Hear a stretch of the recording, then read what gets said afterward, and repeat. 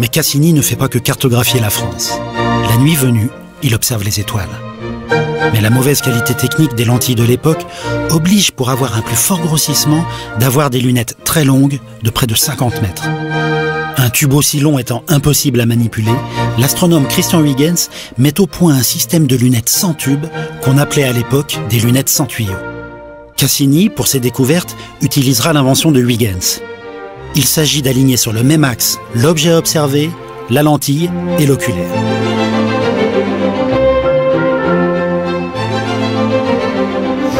Avec Nicolas Lesté-Lasserre et Suzanne Desbarbas, tous deux astronomes à l'Observatoire de Paris, nous allons simuler l'installation.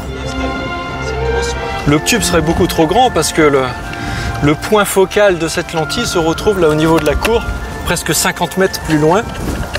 D'accord, donc l'image se forme à 50 mètres d'ici. Tout à fait, oui. Et l'astronome, notre collègue l'astronome, est tout en bas avec son oculaire. Alors là, la difficulté, c'est d'orienter la lentille vers la planète.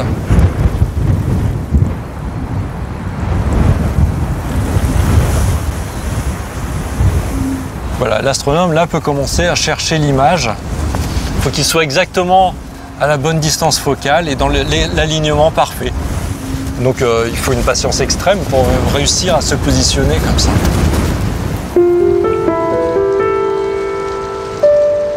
Nous avons la lentille de Cassini en haut de l'observatoire, ici son oculaire. Alors, il a une lunette, à l'époque, qui grossit des centaines de fois. Qu'est-ce qu'il observe avec cette lunette ? Avec cette lunette, il va observer principalement les planètes, et en particulier beaucoup Jupiter et Saturne.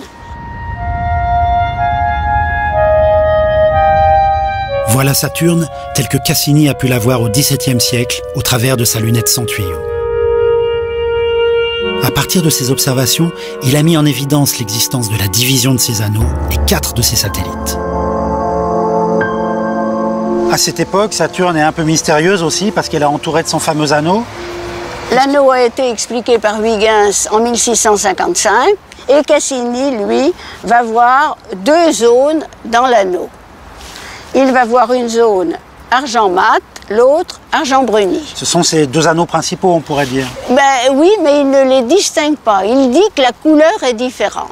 D'accord. Et entre les deux ? Entre les deux, Cassini va représenter une espèce de ligne que vous voyez là qu'il a mise en pointillé qui sépare les 2 zones. C'est ce qu'on appelle la division de Cassini. Parce qu'avec des objectifs plus puissants, avec des plus forts grossissements, on a vu qu'il y avait une séparation entre 2 zones.